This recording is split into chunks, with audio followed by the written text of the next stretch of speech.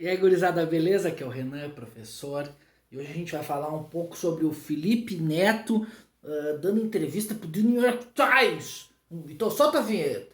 De vinheta eu quero ver se eu vou conseguir editar pra ter vinheta. E se eu não conseguir editar pra ter vinheta, vai ficar essa vinheta aqui meio idiota, tá? Então, gurizada, antes de mais nada, pedir pra se inscrever no canal se tu não é inscrito. Se tu já é inscrito, sai dando like, compartilhando esses bagulho tudo. Eu tô gravando no celular porque deu um Beyblade no meu computador aqui, tá difícil de editar, tá muito pesado, então tem que formatar, acho que eu vou botar um HD SSD, o nome eu não sei. Parece que isso vai melhorar um pouco ele, pelo que eu andei me informando, pessoas me falaram também. Então vamos esperar um pouco, né? Porque eu tenho alguns vídeos, eu tenho dois vídeos bem grandes pra editar, cara. Eu tenho um vídeo que eu entrevistei o Henrique Cristo, né? Quase uma hora de entrevista. E tem um outro vídeo muito legal, pelo menos eu achei muito legal em termos de pesquisa, gostei de ter feito a pesquisa, sobre o ultraliberalismo no Brasil, só que não tem como editar com esse notebook agora. Digo isso por quê? Para você cogitarem apoiar o canal. Olha só que link! Então cogite apoiar o canal, descrição do vídeo aqui tem PicPay via transferência direta, pode assinar a mensalidade dos brothers. Respondam vocês aí das mensalidades dos brothers aí, tá? E também tem o botão Seja Membro. Na descrição dos vídeos também minhas redes sociais, tá? Então, vocês devem ter visto, eu não sei se vocês conhecem um cara chamado Felipe Neto, né? Tirando onda aqui, mas claro, Felipe Neto, um dos maiores youtubers do mundo, fez uma entrevista pro The New York Times, ele fez um vídeo, metendo em English very good, por sinal, by the way, English very good. E no vídeo, o que me chamou... Na verdade, nem que me chamou atenção, tá? Ele fez um videozinho bem no caráter de youtuber e tal.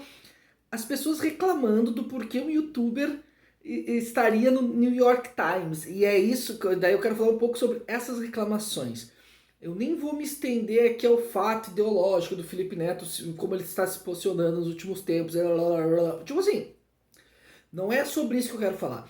Eu particularmente gosto muito de comunicação, gosto muito de jornalismo.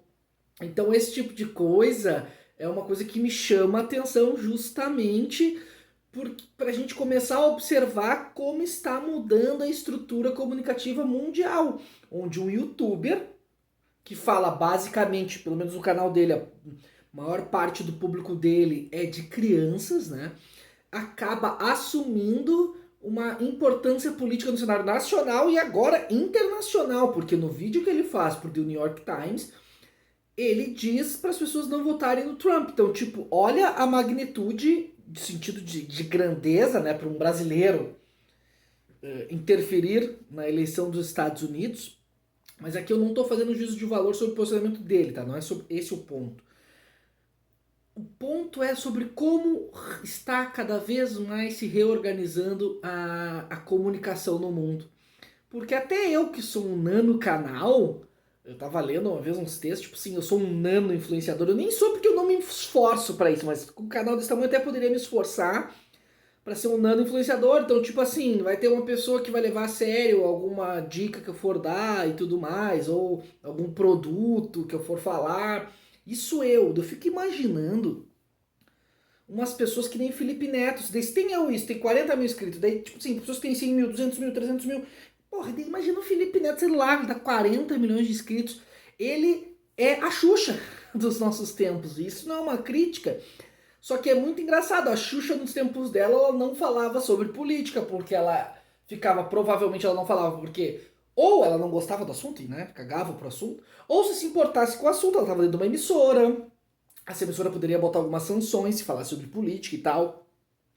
Então o YouTube, ele meio que tira essa parte, esse meio campo filtro moralizador, que seria a emissora, né? Diz, ah, não, tu vai trabalhar aqui pra Globo, tu vai trabalhar aqui pra esse besteira, tu tem que seguir tal critério. Não pode fazer isso. Hoje em dia o YouTube ele quebra isso, ele tem as diretrizes dele, obviamente, mas não são diretrizes moralizadoras. Não são diretrizes que dizem assim, ah, tu não pode falar sobre a eleição dos Estados Unidos, tu não pode falar sobre a eleição do Brasil, tu não pode falar mal do Jair Bolsonaro. Não são diretrizes nesse sentido que às vezes a televisão tem e grandes veículos de imprensa também têm. Então o YouTube ele acaba tirando uma amarra dos comunicadores, ou desses influenciadores, ou desses youtubers. Ao contrário das grandes veículos tradicionais ainda. isso aqui não é uma... É uma crítica e não é uma crítica aos veículos tradicionais. É uma crítica no sentido de tirar muitas vezes a autonomia do jornalista ou do cara que está na ponta ali produzindo conteúdo de comunicação, mas também não é uma crítica porque quando a gente compara o influenciador digital e ainda os veículos tradicionais de comunicação, em teoria os veículos tradicionais de comunicação, eles têm um crivo um pouco maior no quesito informação. Então aí é aí que entra, por exemplo, se dar mais importância para as notícias dos veículos tradicionais do que para um site lá do B, lá do C, que eles chamam de mídia independente, sendo que na verdade mídia independente não é o fato só dela não estar no mainstream que torna ela independente. Ela pode estar fora do mainstream, tá ligado ao governo, ligado a uma empresa, ligado a outro youtuber, né? Mídia independente é uma outra coisa, mas eu quero que a gente observe isso, como se reorganizou a comunicação e como hoje um apresentador infantil ele atua em várias áreas. Porque o Felipe Neto é um grande empresário, viu? Isso a gente não pode negar, seja em ganhar dinheiro, em saber negociar, enfim. Então no Twitter ele faz uma coisa, no Instagram ele faz uma coisa, no YouTube ele faz uma coisa.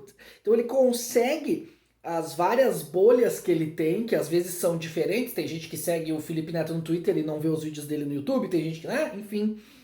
Não necessariamente todas as bolhas dele têm intersecção, mas ele consegue falar para cada uma dessas bolhas a ponto de ter virado relevante politicamente no debate público. E aqui vai a crítica a quem critica ele. De novo, não estou falando do lado ideológico, estou falando do jornalismo dar espaço para um cara que nem ele. Cara, é meio óbvio que o jornalismo daria um espaço para um cara que nem ele, porque é um cara que ele está a todo momento se expondo, qualquer tweet que ele faz vira notícia, então nada mais óbvio do que um cara que nem ele começar a ganhar relevância no debate público. Ele alega que não vai concorrer a nada. Eu até acho que não vai, pelo menos ele falou que até 2022 não vai concorrer a nada. Não sei se ele concorreria no futuro ou não, mas o ponto é que é muito engraçado, cara, porque antigamente, ou até nos dias de hoje, essas coisas são meio misturadas. A gente tem grandes empresários que falam sobre política, mas as pessoas veem, um grande empresário meio distante da gente. O ser youtuber parece que essa pessoa é próxima da gente, né?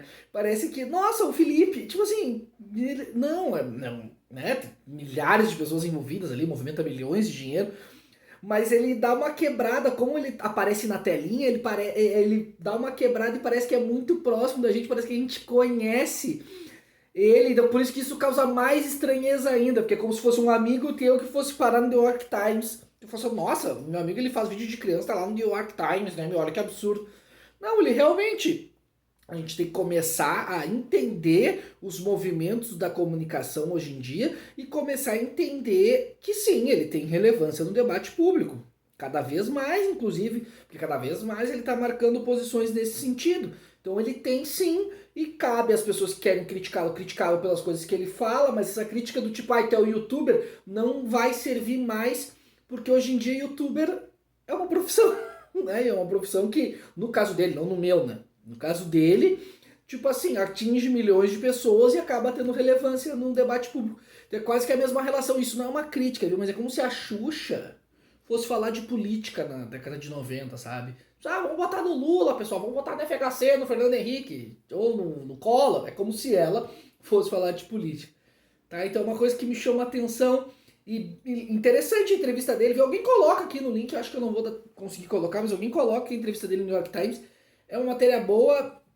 É um youtuber. É bem a lógica de um videozinho de YouTube dele falando do nosso incrível presidente Jair Messias Bolsonaro. E falando mal do Trump e do Bolsonaro no vídeo, obviamente, né?